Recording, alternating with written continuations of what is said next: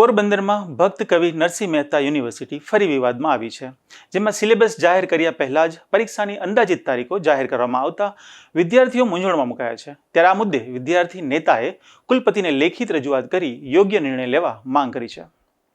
ભક્ત કવિ નરસિંહ મહેતા યુનિવર્સિટીમાં આ વર્ષથી નવી શિક્ષણ નીતિ હેઠળ BBA, BCA, BCom, BA સહિતના વિવિધ કોર્સના ચોથા વર્ષનો અભ્યાસક્રમ હજુ સુધી યુનિવર્સિટીની વેબસાઇટ પર અપલોડ કરવામાં આવ્યો નથી। તેમ છતાં યુનિવર્સિટીએ પરીક્ષાની અંદાજિત તારીખો જાહેર કરી દીધી હોવાથી વિદ્યાર્થીઓ અને પ્રોફેસરો બંને આશ્ચર્યમાં મુકાયા છે।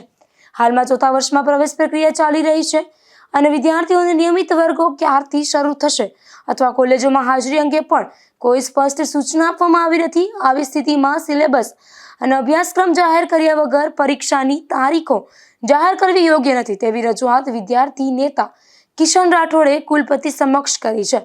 વિદ્યાર્થીઓને માંગ કરી છે કે પહેલા અભ્યાસક્રમ જાહેર કરવામાં આવે અને પૂરતો અભ્યાસક્રમ સમય આપ્યા બાદ જ પરીક્ષાનું આયોજન કરવામાં આવે। ભક્ત કવિ નરસિંહ મહેતા યુનિવર્સિટીની ફરી બેદરકારી સામે આવી છે।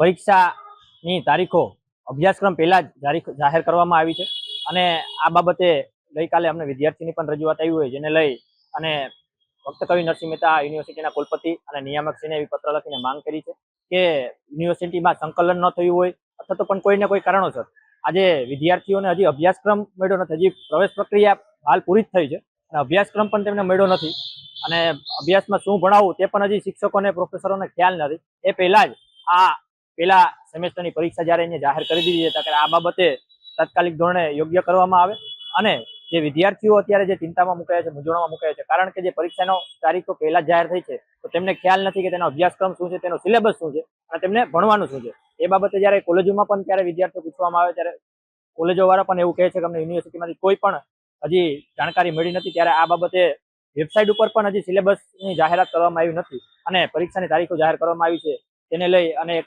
રજૂઆત કરી છે, માંગ કરી છે કે તાત્કાલિક ધોરણે આપ સિલેબસ જાહેર કરો, જેથી કરીને વિદ્યાર્થીઓ જે ચિંતામાં મુકાયા છે અને તે તેમનું ભણતર ઉપર જે અસર થાય છે તે અસર ન થાય અને તે સિલેબસને આધારિત તે પરીક્ષા આપી અને પાસ થઈ શકે।